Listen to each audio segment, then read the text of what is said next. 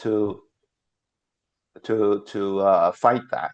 And I should note that we are recording this session, and for those who are not comfortable with the images being seen, feel free to turn off your camera. So tonight we will be talking about eco-anxiety or climate anxiety and what we can do to manage it. In particular, how spending time in nature can mitigate this anxiety. Before we start, I would like to do a land acknowledgement. We, the panelists and myself, are gathered on the traditional territory of many indigenous peoples, including the Mississaugas of the Credit, Anishinaabe, the Chippewa, the Haudenosaunee, and the Wendat people. Toronto is also covered by Treaty 13 with the Mississaugas of the Credit.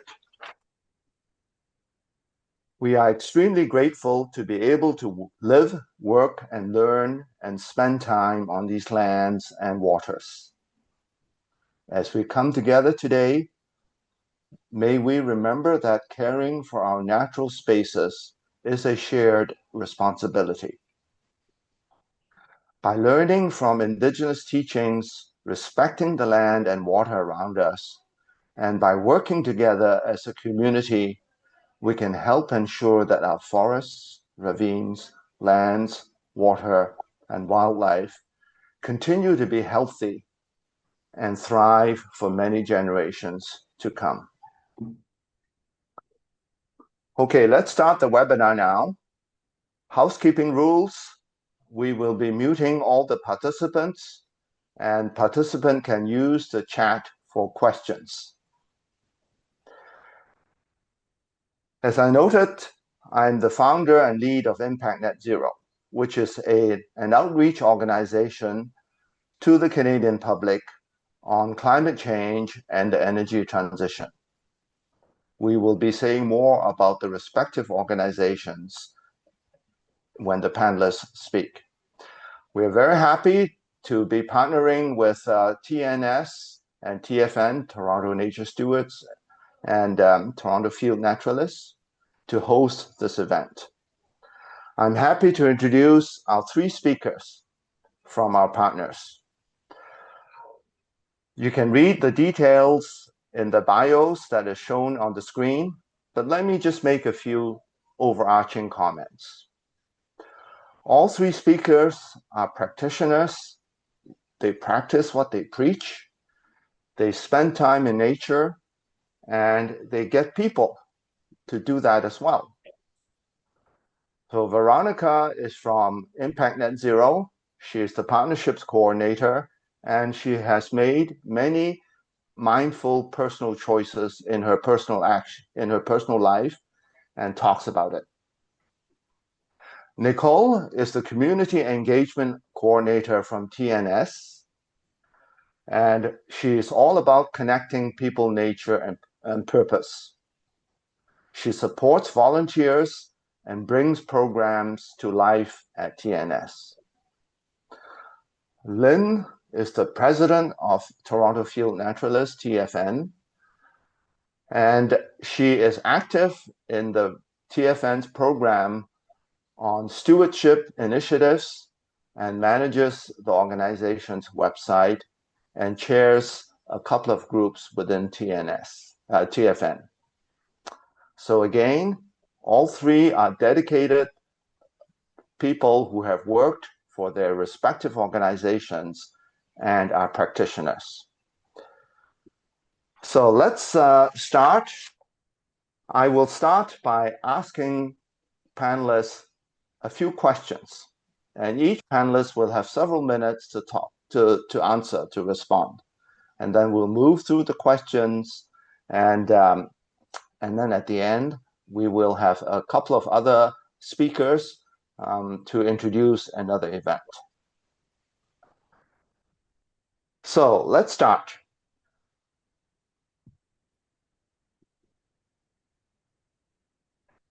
Before we start, no, sorry.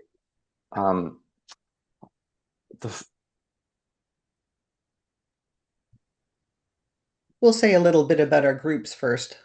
Yes, so let's have the speakers talk about their groups. So Veronika, you are first to go.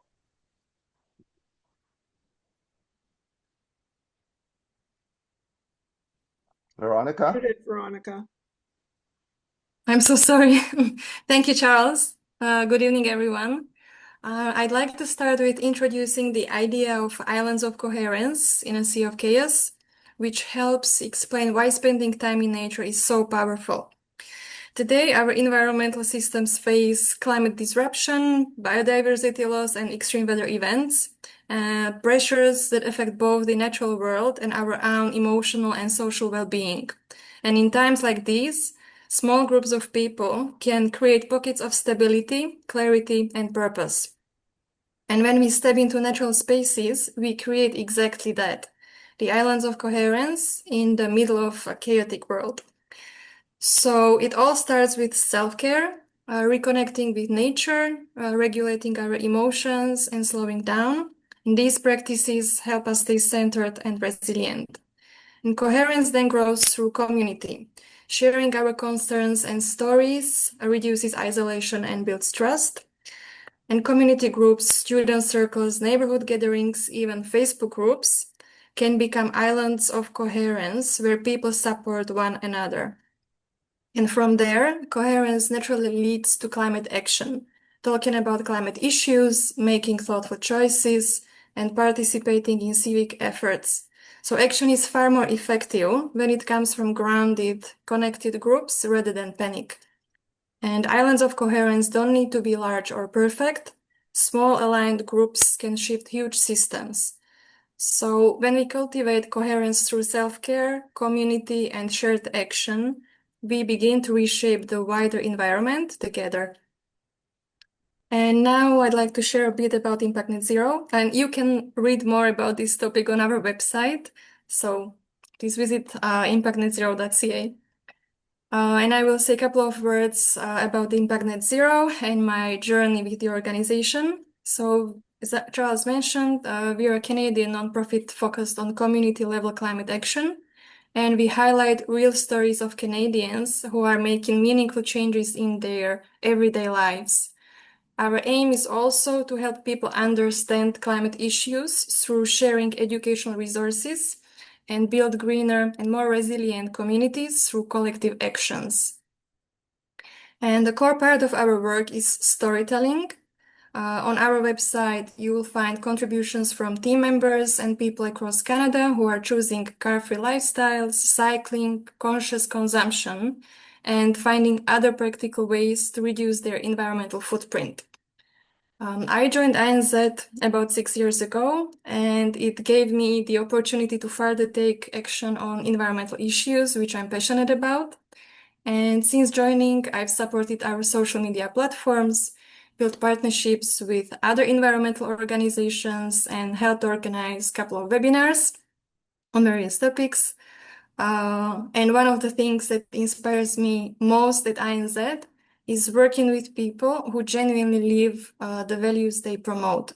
They make conscious consumer choices and are sort of minimalists in what they do. And I began this journey myself several years ago, and their example continues to motivate me to keep going. And I'm really grateful that I can be part of such a wonderful group of people. And lastly, maybe you can see the QR code at the bottom of the slide. It will connect you to our social media platforms. And I also invite you to visit our website, again, impactnetzero.ca, and come and join to our upcoming events. And now I'll pass it on to Nicole, who will speak about Toronto Nature Stewards and their community work. Thank you. Before we do that, Veronika, thanks, Veronika, for those comments. We do have a post on the Impact Net Zero site on the origin of this term, sea of islands of coherence in a sea of chaos. And this term actually comes from the physical sciences.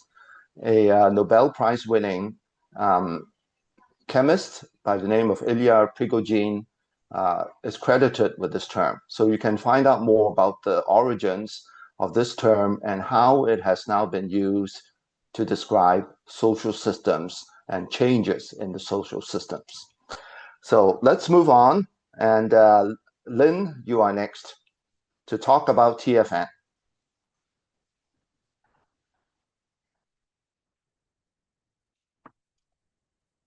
You're muted, Lynn. Could you go to the next slide? Thanks. So yeah, a little bit about Toronto Field Naturalists. We are a all-volunteer nonprofit charity, so we rely on nature lovers to keep the organization going. And the organization started in 1923, so it's been around for over 100 years. And I think that's pretty good for all volunteers. This is our mission. Toronto Field Naturalists connects people with nature in the Toronto area. We help people understand, enjoy, and protect Toronto's green spaces and the species that inhabit them. And so how do we do that? Next slide, please. So one of the ways is that we offer over 100 guided walks per year. We introduce people to the green spaces in the city. We want people to know that you don't have to drive 2 hours to be in nature. It's all around us. It's convenient to get to. And then we also provide a history on these walks, a history and understanding of the spaces. So you're not just walking through nature, which is great, but you're feeling a deeper connection to the land that you're walking on. We have free lectures on a broad range of topics, and we like to highlight positive stories and wins for nature in our lectures. We advocate on behalf of the nature in the city. We sit on committees, are part of groups that join forces to protect nature. The Island Jets was at the top of our list recently, and we're just so happy about the outcome of that. So that's really a big win. We also do outreach. So for new Canadians or diverse communities or people who don't have the opportunity to experience nature in Toronto, we offer walks to them. And next slide. So we have a junior naturalist group. So that's a program to try to inspire curiosity and a love of nature in children ages 6 to 14.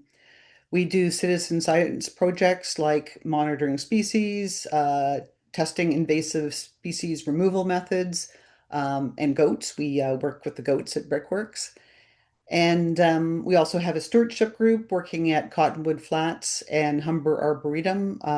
Toronto Nature Stewards has far more sites than we do, but we do have some. And then we have our own private nature reserve, so where we own the land. So we have 4 of them. They're all in provincially significant wetlands north of the city. So really, we're a generalist group. We don't specialize in one area, but we do both promote the love of nature and do our best to protect it. So thank you. Thank you, Lynn. And those are truly inspiring initiatives. And it's important to note that part of the coping mechanism is through action, because action promotes hope for the future. So along those lines, let's continue to the next speaker, Nicole, to talk about TNS. Thank you, Charles.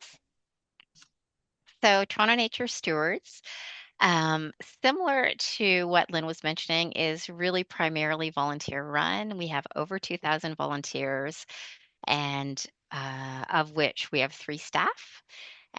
We are hosted by the University of Toronto, the Faculty of Forestry, and also Daniel's Faculty of Architecture. So from a research perspective, we are science-based and we gather data and share that data and information.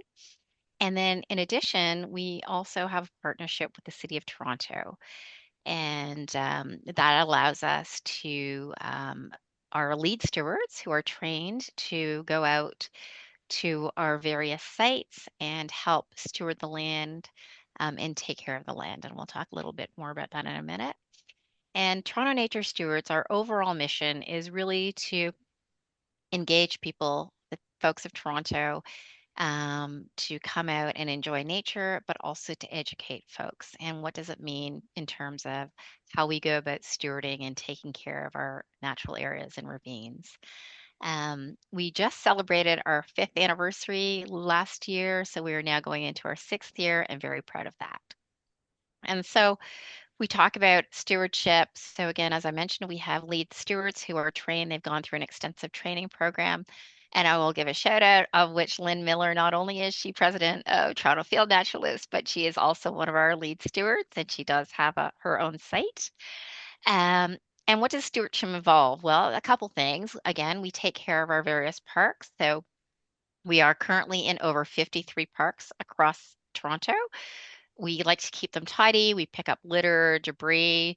We also identify various invasive species and remove them with very specific techniques that are trained.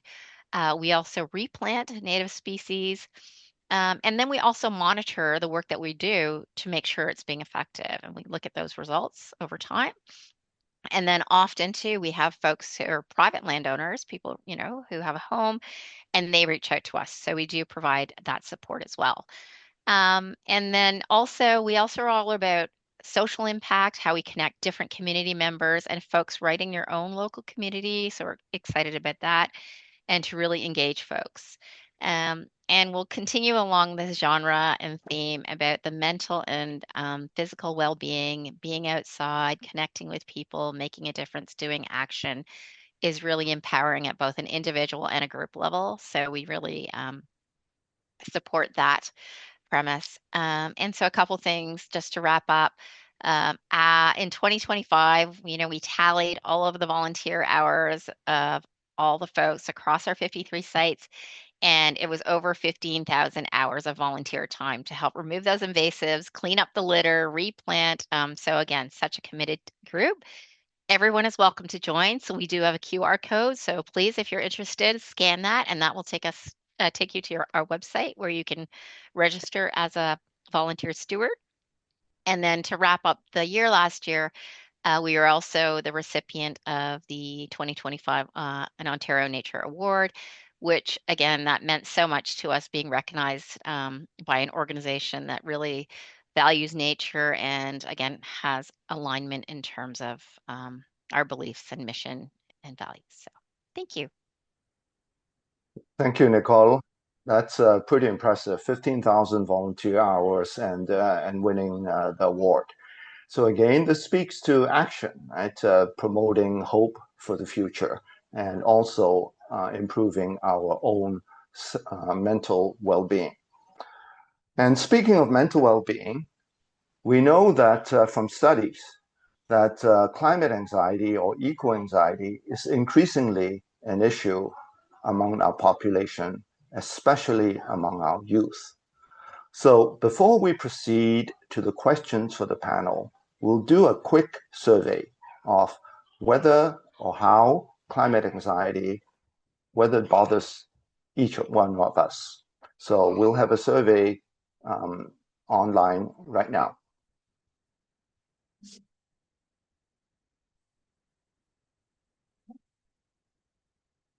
So you have about 30 seconds to do it.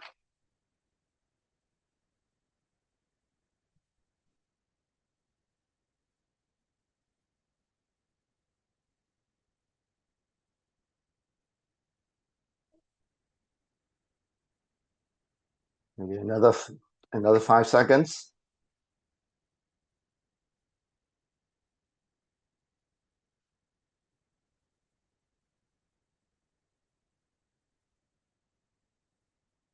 Okay, let's close the survey and see the results.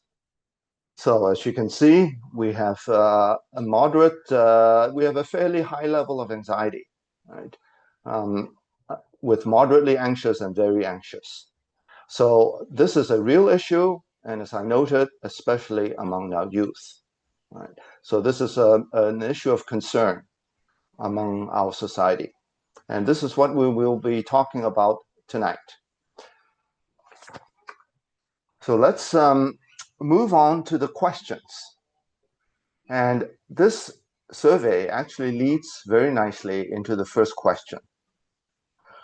The medical literature and the health literature shows that spending time in nature contributes both to the physical and mental well-being.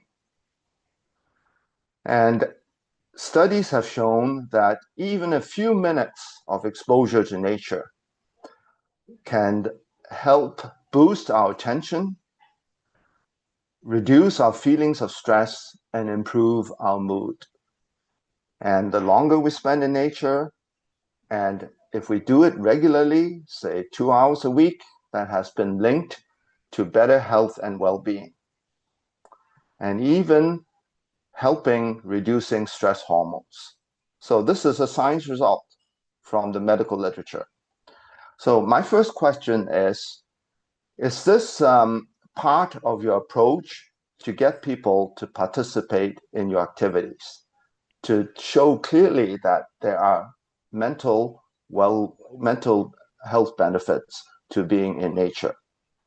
So I'll start with Nicole. Thank you, Charles. So I will go back a little bit and anyone on the call can certainly correct me, but I feel that perhaps in the early days, as there was a focus more on the stewardship of the lands, perhaps this was not a discussion point at Toronto Nature Stewards. It might have been identified, but it was not sort of top of mind. But I will absolutely say at this time, when it comes to talking about promoting health and well-being, being outside, being with other people, we absolutely promote this and we recognize this. So I will say all of our volunteer stewards and lead stewards who are out on a regular basis, they experience this on a regular basis, probably on a weekly basis if they're out stewarding regularly. And I know we've got a number of volunteers on the call, so you can certainly put a thumbs up in the chat if you agree with that and how that has helped you being outside. And then I know very specifically when we facilitate presentations, whether it with corporate organizations or any other presentations we share, we always talk about the benefits of being outside in nature. So absolutely, that is in the forefront of our messaging and just sharing that with other folks as they come on board. Okay. Thank you, Nicole. Lynn, you're next. TFN's been keeping up with the research on this topic. And then to make people aware of it, we've had articles in our newsletter, we've had special walks, multiple podcasts, and even a lecture devoted to the topic. We include recognition of outdoor activities as a form of self-care in our memberships guide. So that's given to new members. So for instance, we tell people to put the walk dates into their calendar right away to make sure they take the time to look after themselves by getting out into nature. We know how calendars can fill up so quickly, and if you don't have something in there, it just gets lost. We also understand that climate anxiety disproportionately affects young people. So we offer free memberships for people aged 21 or younger to help them get out into nature and to be able to go on our walks. I know personally, I feel a sense of calmness within minutes of entering a natural area, especially in the ravines of the city where like noises are muted. So like the bird song, the smell of pine, it engages all of my senses. And then the TFN walks on top of that give this added benefit of being part of a group of nature lovers. So there's a feeling of connection to others, while walking, which also helps reduce stress. Thank you. Okay, thanks, Lynn. Veronika?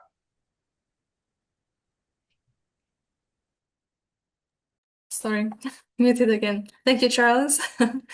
Encouraging people to spend time in nature is also essential part of Impact Net Zero's approach. We actively promote outdoor events on our social media platforms. And in the coming weeks, we'll be hosting 2 joint events with Toronto Nature Stewards and Toronto Field Naturalists as part of our growing collaboration, but more on that later on. And our members' personal stories also reflect this deep connection to nature. For example, James, I will speak a little bit about our members. James, for example, he began road cycling in 2024 during a tour through the Netherlands and Belgium, which was a life-changing experience for him. And since then, he has cycled in hospital fundraisers, the Rideau Lakes cycle tour. He has participated in triathlons, marathons, and many other events. And you can read more about his journey on our website. and I have to say that it's really inspiring. Many of INZ members choose car-free, car-independent lifestyles. We mostly bike, walk, or use public transit, and all of us spend lots of time in nature and outdoors. I myself bike around Toronto during warmer months. I'm using bike share, which means that I rent a bike.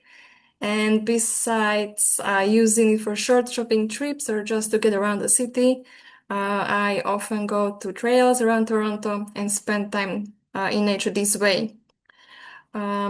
So yeah, like for example, last weekend I went to Toronto Botanical Garden and Wilkett Creek Trail, and they are both gorgeous. So I highly recommend uh, biking around Toronto, spending time in nature. You will feel great. Thank you, Veronika. And I think we all appreciate for a big city, there's a fair bit of green space, right, in Toronto. And so that's what we're talking about here tonight, right? To take advantage of this green space and to help care for it as well, for both our well-being as well as the well-being of the environment. My second question focuses on one of the islands in Veronika's slide, and that is community. Right? Again, studies have shown that if we do focused activities that mean something to us, not just on our own, but with people who feel the same way, that this can improve our physical and mental well-being. So in this case, we're talking about spending time in nature. So my question is to the three speakers is, does your organization do an active promotion of this community building? And I'll start with Lynn. Okay. Yeah. So we create spaces where people can meet and form communities. So that could be at our stewardship sessions, our walks. We have nature arts events. We have a photography group. So we offer these spaces where people can become form communities, but it's the members themselves that actually form those associations and come together. But then TFN, it is an all volunteer organization. So we have a community of volunteers that run TFN. So the people, myself included, um, are working to keep the organization going. So we feel appreciated, like we belong to a group, like we're making a difference. I'm choosing to give my time to TFN. So I don't feel helpless when there are challenges to natural spaces. I feel like I'm part of a group and that, got other people who've got my back. I even had one walk leader tell me that leading walks is the only thing that's keeping her sane in a sea of bad news. So that volunteering to be part of a community is really important. Thank you. Okay, thank you, Lynn. Now we move to Veronika. Thank you, Charles. So yes, definitely. Community building is also a big part of what we do at Impact Net Zero. And as mentioned earlier, we actively promote events and activities that help create stronger and hopefully happier and more connected communities. We encourage people not only to get outside, but also to meet one another, share stories, and feel part of a larger movement, have sense of belonging, whether it's a forest bathing session, a nature walk, or simply gathering to talk about climate concerns. These moments create what we call islands of coherence, so small pockets of stability and connection that make life more empowering and stable and more joyful, hopefully too. And as part of community building, our members also take part in various local and neighborhood events. For example, I myself joined Toronto Nature events, and it was always an amazing experience. And now I'm looking forward to joining Toronto Field Naturalists walks too. And perhaps the last thing I will mention here is that also in my day job, I work extensively with Toronto communities and promote environmentally friendly actions. Connecting nature-focused nonprofit organizations with local neighborhoods is an important part of my work, and these relationships bring positive experiences into people's lives and help us build together more resilient and healthier communities and environment. So that's all from my side. Thank you. Thank you, Veronika. Nicole? Yes, so Toronto Nature Stewards is a strong promoter of community building that, in fact, is sort of the foundation of how we are structured and our approach. And I'd mentioned earlier that as of 2026, we have over 53 different sites or parks that we have approval with the City of Toronto to be able to steward those lands.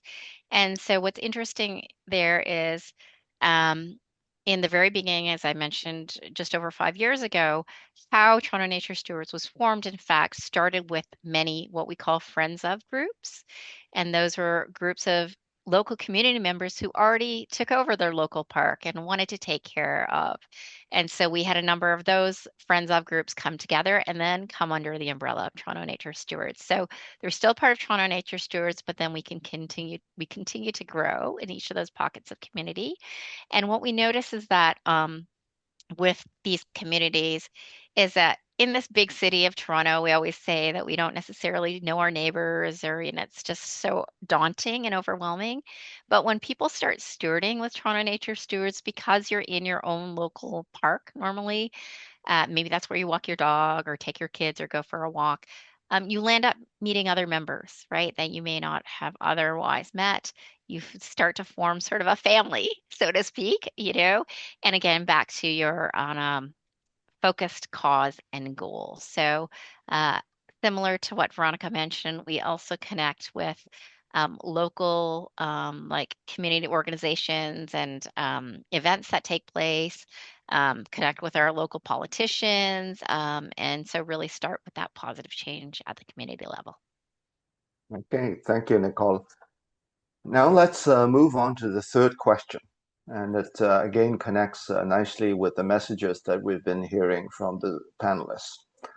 Our world today is marked by chaos.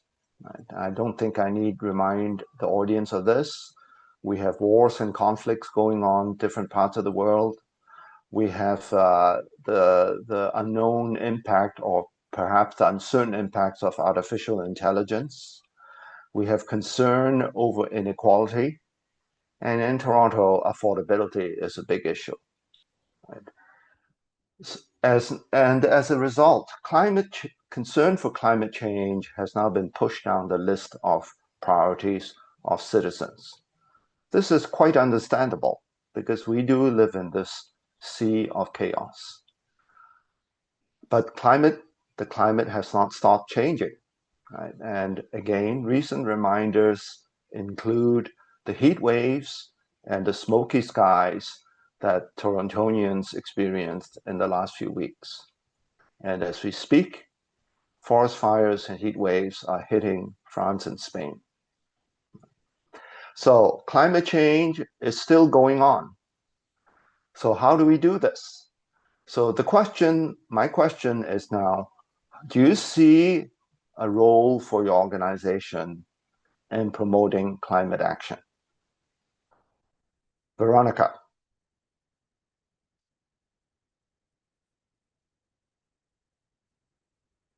Veronika, Yeah, muted again. Yes.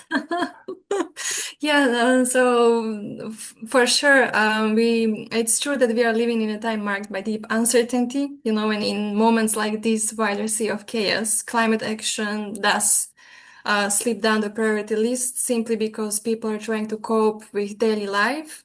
And that's exactly why organizations like Impact Net Zero, Toronto Nature Stewards, and Toronto Field Naturalists have their role to play. And we not only promote, but we also actively participate in climate action. we focus at Impact Net Zero, we focus on community building and climate action and creating the so-called islands of coherence that help shift larger systems. And when people feel grounded and supported, they're far more able to engage with climate issues rather than shut down from overwhelm. And our storytelling work highlights individuals making everyday mindful choices, showing that action doesn't have to be overly complicated to be meaningful and impactful.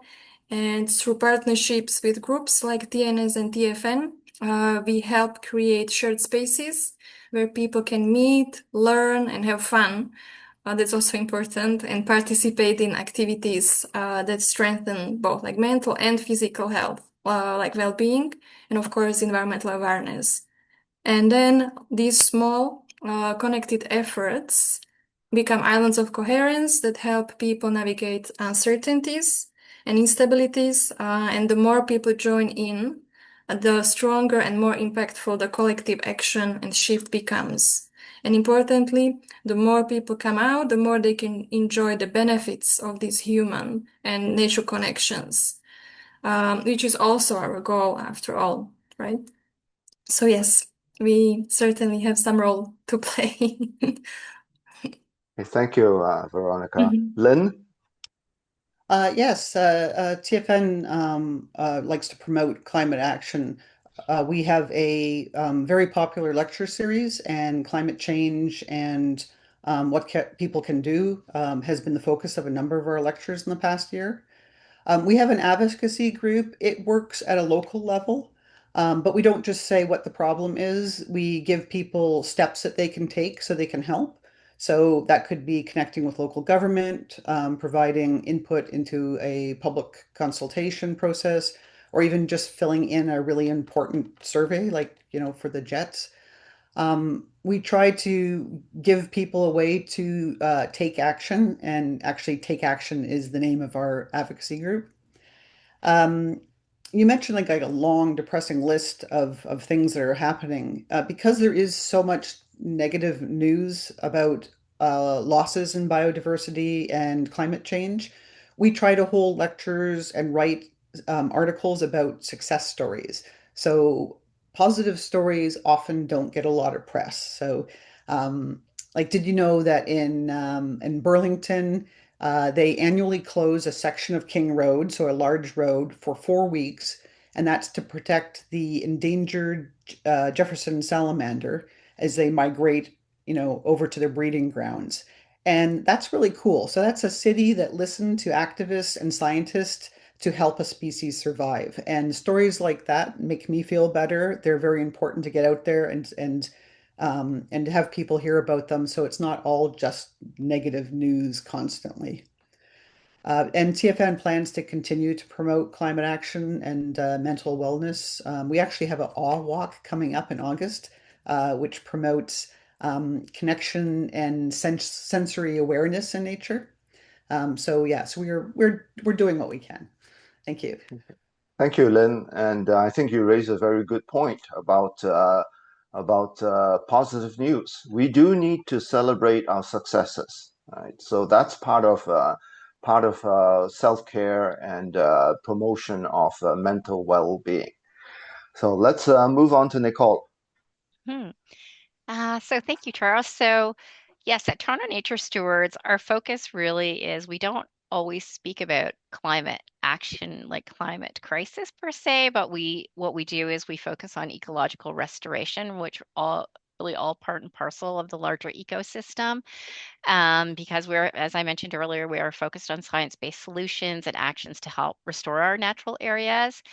But certainly, as we know, just in the past few weeks, we have all been impacted by the climate crisis, right? With the forest fires, the smoke, not being able to, we'd had to cancel many of our stewarding sessions because of that, or some of the very hot weather, thunderstorms, etc.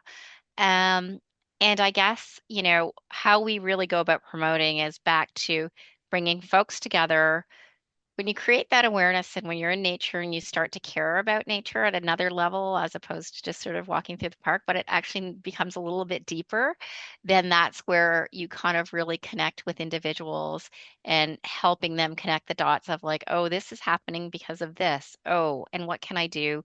And what actions can we take to help make those changes?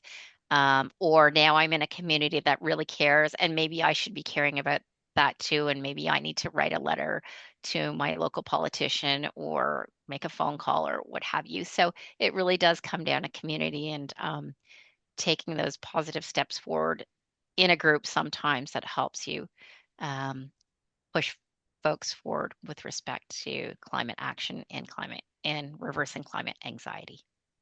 Okay, thank you, Nicole. So we've heard that all three organizations are active in combating climate anxiety, even though the list is long of concerns of Torontonians. But the message here is that we don't give up, we celebrate our successes, and we keep going. Right. So let's get a little bit personal now. We have three practitioners who do different things to help care for themselves as well help care for the environment. So the next question is, how do you build resilience for yourself during these tough times? So we'll start with Nicole. Okay. So I have a few things on my list. I guess the first, I'll start off with Toronto Nature Stewards. Again, I volunteered with the organization for a few years, but then last fall came on as a staff member. And I will say that working for an organization that has an amazing community of volunteers who are very committed, dedicated, passionate, so well informed, reminds me that anything is possible when you bring people together. I am just, I am always so proud of individuals, and I'm learning from people every day. And they generally care from the bottom of their heart. So that is the first thing. I also made a career transition. My background is in the corporate world, financial services. That is most of my career, and I just pivoted again late last year because at the end of the day, what I recognized is over the course of the years, all of the organizations that I volunteered with were all nature-based organizations, eco-organizations. So what I recognized was that was really where my passion lay. So I'm proud that I have done that and that that I've made that pivot because every day I feel like I can help make a difference in some way. And then I think Veronika mentioned this for herself, but I've made some personal changes in my life in terms of so I try and take transit with where possible. I've switched to an EV car because I do have a family and I do need to, drive them around. Um, I've actually cut back my travel a lot. So I travel locally and my personal buying habits, I always actually go online and find things secondhand first before I buy new.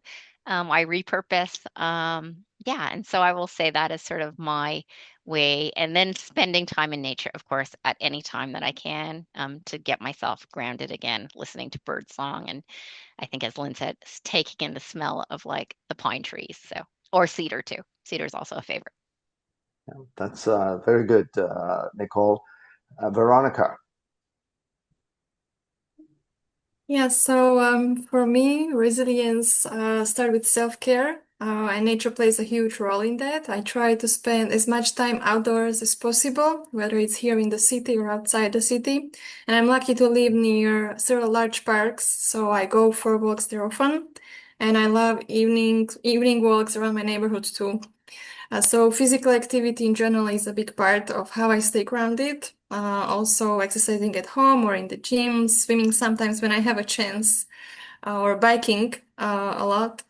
And of course, then another thing is volunteering for INZ and joining other environmentally focused groups. That makes me very happy because I can connect with other people who are interested in the same things and they understand what I'm talking about, what worries me, and how we can together build something or create something different.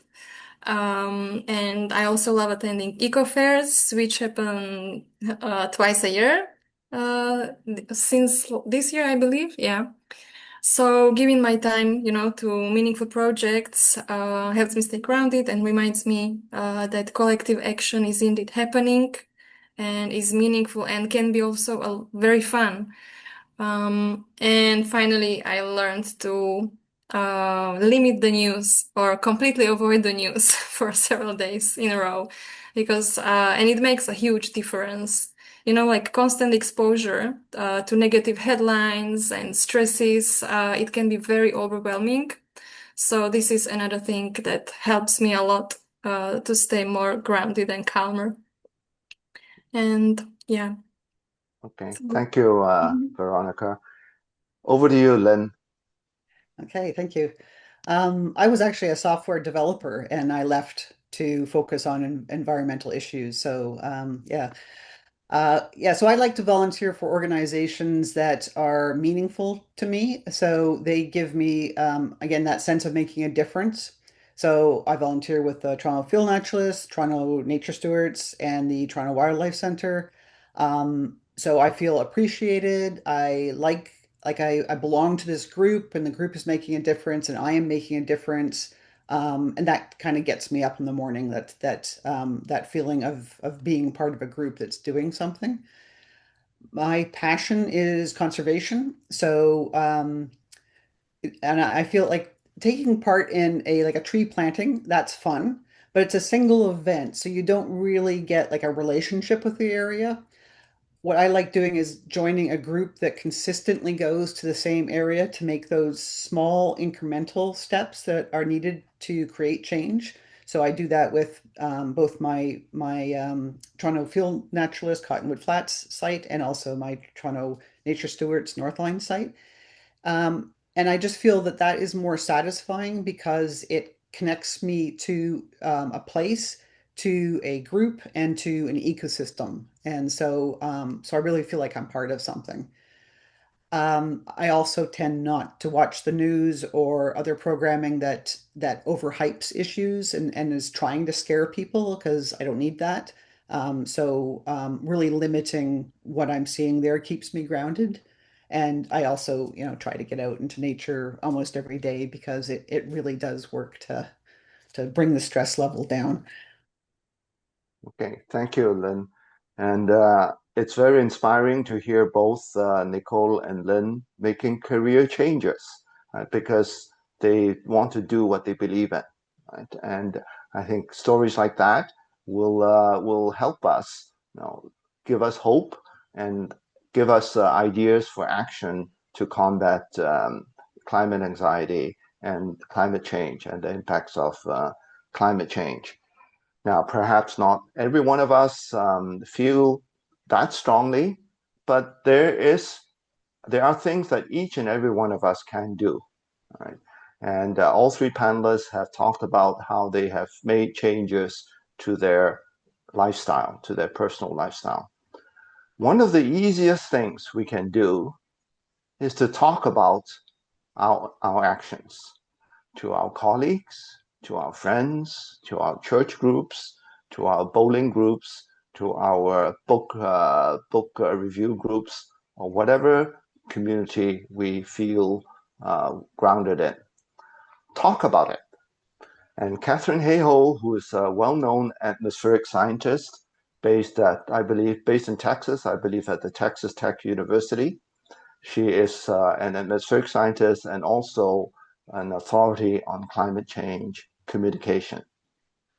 In a YouTube video, she says that the most important thing you can do to fight climate change is to talk about it. And the link to the video is just shown in the chat. And this video, prepared 7 years ago, is as valid today as it was then. And this video has garnered about a quarter of a million views. So one of the simplest things we can do is to talk about our own actions, right? Because this will spur others to think about it and hopefully to act as well. So the final question is, are there plans for three organizations to work together after the webinar? And to answer this question, Lynn has prepared a couple of initiatives that are in the works. So, Lynn? Okay. Wait till the slide comes up. Okay, yeah. So we have two upcoming collaborations that are specifically for the attendees of this event. So you guys are going to be able to sign up like before anybody else gets a chance to. So we want to give you that opportunity. And the first one, they're both in August. The first one is on August 8th, and I will be leading a group through Cottonwood Flats.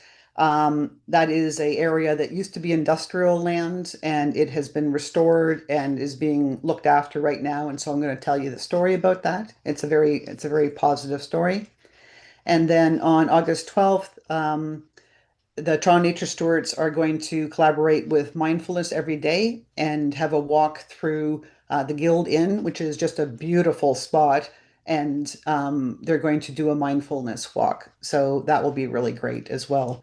So the QR codes here, they're a little cut off, but if they work, that will bring you straight to it. Otherwise, we'll send you this information after the event. And at the end of this, or further on down in this session, we'll also show you a slide of other ways that you can get involved with the groups. Okay, thank you, Lynn. So that's a couple of initiatives that are upcoming that the three organizations have worked together to offer to the participants and to the public. So that's it's promoting partnership among the three organizations for the benefit of all. We will open up the floor to questions from the audience, but before that, I would like to welcome a couple of representatives from Welcome Ontario Nature. This is a youth organization that focuses on initiatives with nature. And tonight, we have Emily and Ava to talk about an upcoming initiative. Emily Green is the education coordinator at Ontario Nature and works closely with their youth council to coordinate events and leadership opportunities. The idea is to connect youth with nature as part of their Nature Guardians youth program. Ava Parsons is a youth program intern with Ontario Nature this summer, and she is planning to deliver on the 2026 Youth Summit for Mother Earth. She's a recent high school graduate, and she's pursuing environmental science studies at Queen's starting this fall. And Ava hopes to have a career in environmental health research. So Ava and Emily will tell us a little bit about Welcome Ontario Nature and one of their initiatives. So over to the two of you. Great. Hi, everybody. Can you hear me okay? Yeah, we can hear you. Perfect. Thanks.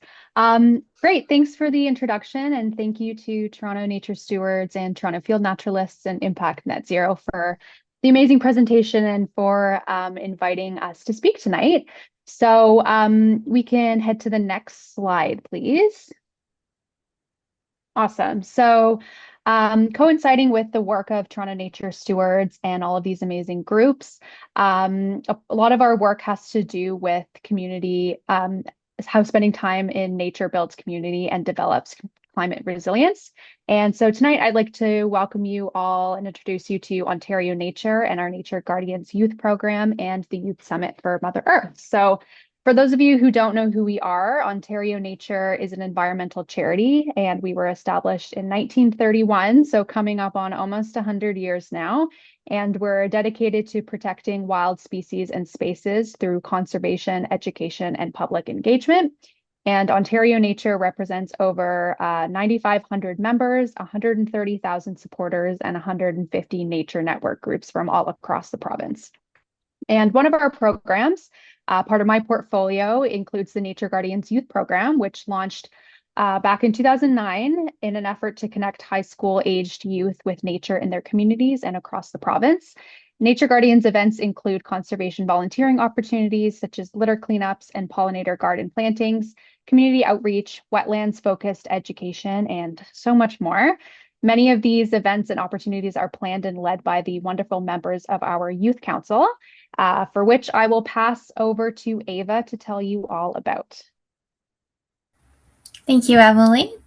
As part of the Nature Guardians Youth Program, the Ontario Nature Youth Council is a community for youth to take their involvement in conservation a step further. The Youth Council is a provincial network of high school aged youth from across Ontario. Youth Council members run events and programming, like Emily mentioned, as part of the Nature Guardians Youth Program. This year, we have 89 members of our Youth Council representing communities from across Ontario. Next slide, please. Thank you. A major event hosted by Ontario Nature and the Youth Council is a Youth Summit for Mother Earth, which is the opportunity I'm here to introduce you to today. The Youth Summit for Mother Earth is an in-person, cross-cultural event created and hosted by Indigenous and non-Indigenous youth leaders from across Ontario. The summit welcomes all youth aged 14 to 20 residing in Ontario during September of 2026. This year, we aim to host 70 amazing youth from across the province. The 2026 Gathering for Mother Earth will be held at Towingo Outdoor Centre in Huntsville from September 11th through 13th. Ontario Nature is working alongside Anishinaabe and Haudenosaunee advisors for the Becka and Wata Mohawks. The summit features workshops, learning sessions, and ceremonies hosted by Youth Council members, Ontario Nature staff, and event partners, and Indigenous knowledge holders and elders. Previous year's workshops topics have included the wonderful world of wetlands, navigating eco-anxiety and activism, strategies for youth-led advocacy, and much, much more. We thank our generous sponsors and donors. We are happy to share that sponsorship opportunities may be available for interested youth, covering the full cost attending the summit, including accommodations, meals, and workshop fees. If youth are able to cover their own costs for attending, we are happy to offer a subsidized registration rate of $475. More information about the Youth Summit, including the interest form for sponsorships, subsidized registration, can be found on the Youth Summit webpage at Ontario Nature. If you have any questions about this event, including transportation, logistics, and sponsorships, please feel free to reach out at Emily. Her email is listed below. And once more, I really want to thank Toronto Nature Stewards, Toronto Field Naturalists, and Impact Net Zero for hosting a space for such important discussions to occur. And we hope to have youth join us in Huntsville this September. Thank you, Emily and Ava, for joining us today and sharing your stories and telling us about your organization. As I mentioned earlier, climate anxiety is an emerging issue among our youth. So it is important to support our young people, support their initiatives. And we have an opportunity here tonight. So thank you again, Emily and Ava. Now, I should also mention the Toronto Star in a recent article published July 22nd mentions that bird watching is now becoming a more and more popular activity, not just among older folks, but also among young people. So this is an article that is very relevant to our times, that spending time in nature, in this case, in the form of bird watching, can really help our mental health being. And this is being recognized by our younger people, our younger generation as well. So the link to the Toronto Star article is in the chat. Right? And the Star article mentions several organizations that facilitate bird watching, and one of them is TFN, right? Lynn Miller's organization. So it's very, very encouraging to see these validating signals from the general public. Now we conclude the panel discussion part of the program. Before we move on to questions from the audience, let's do another poll, a quick poll of what we would like to know how you would want to participate in activities with nature. You have heard several ideas and several initiatives. So if you can just make a few clicks on the survey that's in front of you. And again, we'll have about 30 seconds for people to complete the survey.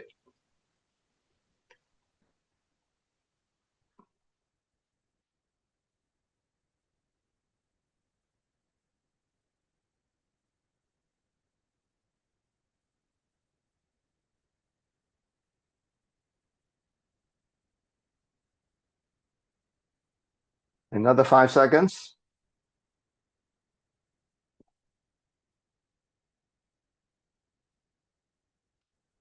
Okay, so can we see the survey results?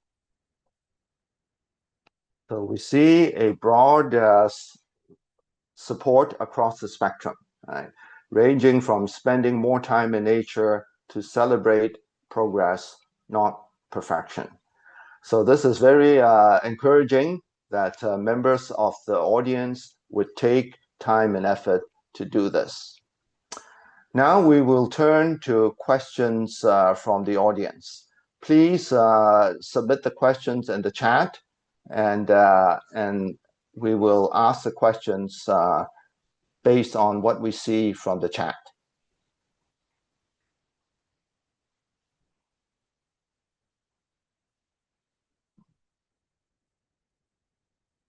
Do I?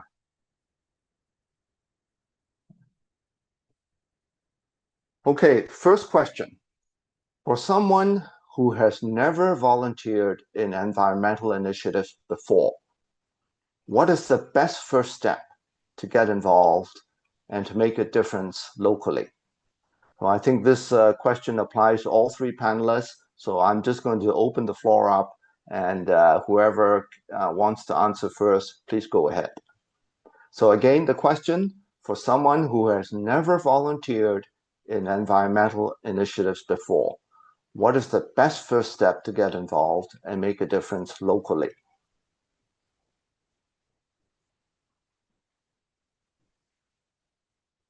I can start with the answer for that. Yeah, please, Charles? Nicole. Yeah, so what I would recommend is just really think about where your interests lay and what really sort of resonates with you. So back to, we always say, certainly I'm going to talk about Toronto Nature Stewards. Do you like to get your hands dirty? Right? Like, or are you more of a stepping back and like, no, I just like to observe. So maybe if you're stepping back and I just want to observe, maybe then you start with something tied to, again, bird watching or supporting an organization that's nature focused or environmental focused, but behind the scenes. Maybe you have some very specific skills. But if you're all about, no, no, I'd like to get right in there, then again, we promote something like environmental stewardship where you can certainly register with Toronto Nature Stewards. And so that would be my recommendation. Think about really what it is. What are some of the things you enjoy, what you don't enjoy, and then start to do some research from there and link yourself to something that resonates with you. Okay, thank you, Nicole. Lynn or Veronika? Yeah, I was going to say a very similar thing that it really depends on what you want to do. So, like for at TFN, we have stewardship things, but you could also be part of the advocacy group if that was what you wanted to do, write blog articles or sit on a committee. So it really you have to pick um, what you feel comfortable with, and then reach out to groups and say, what kind of volunteering do you have? Like TFN has a volunteering page. You can go there, read some stuff, and then contact me, and I'll tell you what we have available and see if it fits you. Okay, Veronika? Yeah, I would probably suggest or recommend to start local and start small. and look for some community group or campus initiative if you are a student, or a neighborhood project that resonates with you, as Nicole and Lynn mentioned too. And then take it from there. Like simply, the first step is also to simply show up at the event, go outside and connect with others. Yeah. Thank you, Veronika. So we have a few more questions. So let's try and get through as many of these as possible. The second question is quite specific. What are the organizations actually doing to restore the milkweed habitat for the migration of monarch butterflies? So the milkweed habitat for the migration of monarch butterflies. Do you have programs, activities, or educational resources that you can share? So it seems like Lynn or Nicole would be appropriate for to have a go. Yeah, for TFN, we're not doing anything specific for milkweed habitats. But for instance, for my Toronto Nature Steward site that I work at, one of the things that we do there is remove invasives around the milkweeds, like the dog strangling vine, which is pulling the milkweed down, so that we can get a really nice patch of milkweed going. So we find that those invasive species are just kind of crowding things out. So we're really working around the milkweeds to keep them going and keep them healthy. Thank you. Nicole, anything to add? I will say, yeah, Lynn is right on point with that because she does lead at one of our sites, but we do that across all of our sites. So that is one of the methodologies that we use. Bradley method, where we focus on, let's say there is a number of invasives around and there's a few natives. So the idea is to remove all those invasives, take them away so that the native species, and in this case, we're talking about milkweed, can thrive. And so it gets enough nutrients, sunlight, water, etc. And the invasive species, now that they're removed, are not taking up all the extra nutrients, right? So Okay. Creating space. Yeah. Thank you, Nicole. The third question is a more general question, but highly pertinent. How do you correctly balance taking individual action with holding politicians and large corporations accountable? So this question touches on the accountability of politicians and large corporations. Who wants to start? So of TFN, this is where our advocacy group comes in. So I mean, it's why I like being part of TFN, because although I am working for stewardship stuff as well, I'm also working with the advocacy group, and they can be really pushing on politicians, and as I said, sitting on committees, and they go and they testify in front of council and that kind of stuff. So I don't have to stretch myself thin, but I'm still supporting them so that they can do it. So it's balancing by being part of a group and then being not having to do everything yourself, basically. So I find that, if I tried to do absolutely everything myself, I would go crazy. So being part of this group and being able to have people kind of focus on different areas, gives us this ability to hold people accountable, hold politicians accountable, and yet I can still do my stewardship stuff and have time for that. Okay, thank you, Lynn. Veronika or Nicole? Yeah, so I would say that we really don't need to be discouraged by with what is happening around us in our climate action. We should still do what we are supposed to, or what is beneficial for everyone. And I would probably recommend, if you would like to reach out to your local counselor, send emails or letters, try phone calls. There are also sites with petitions and other initiatives you can support. So these are a couple of things we can do. Nicole? Yeah, so I would say a couple things, sort of tying back to what Lynn was saying. Certainly with all of our volunteers, we have such a diverse array of expertise and areas of specialty and interest. So when we talk about holding individuals accountable, organizations or politicians or whomever, we have different people who end up stepping up always.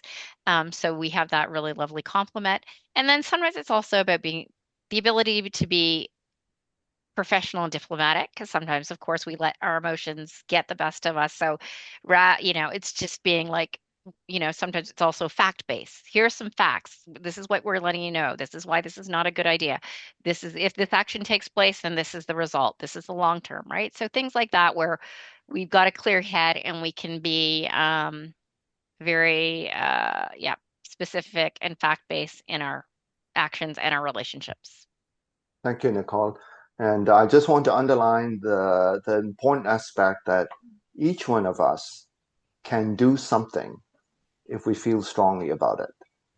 There is no need to feel helpless and hopeless. There are things we can do. And the three panelists have described different initiatives. I myself have appeared before the Toronto City Council to advocate in the last case, in the most recent case, building emission standards for commercial buildings. I have had audiences with MPPs and MPs. So don't give up. Politicians, in the end, do respond to public pressure, right? And at the beginning of this session, I think somebody mentioned Billy Bishop, right? So that's a concrete result of how people banding together, producing a focused and strong message based on science and facts can help sway opinions of politicians and corporations. Right? So don't give up. We have agency, and let's use that agency. So we'll take one more question. What are the organizations actually doing to, oh, no, sorry, this one has already been asked. So let's move down. How are you engaging communities who have little access to nature and who experience barriers or stigma in participating in nature-based programming? Reference, and the person references a study done by Nature Canada BIPOC youth feeling excluded from natural spaces. So this is a question on being inclusive. Right?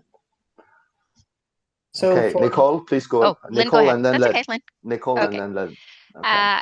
So one thing, and again, just having started with Toronto Nature Stewards last fall, but I do know that this is something sort of top of mind for us, so that we are an organization that we welcome everybody, and we want to ensure we are very aware that there are different communities or areas, whatever, that don't have the same access or don't feel the same level of comfort, et cetera. And so we also gather this information from other partner organizations. And so we try to be very mindful of how best we can work with those communities and support those communities in different ways. And somebody made a really great point. I'll just give you a very quick example. One of the sites that I steward at regularly is, in fact, a community that there are many newcomers to Canada. And in fact, English is not their first language. And so our stewarding group, although some folks live by, they're not always representative of our local, that particular community.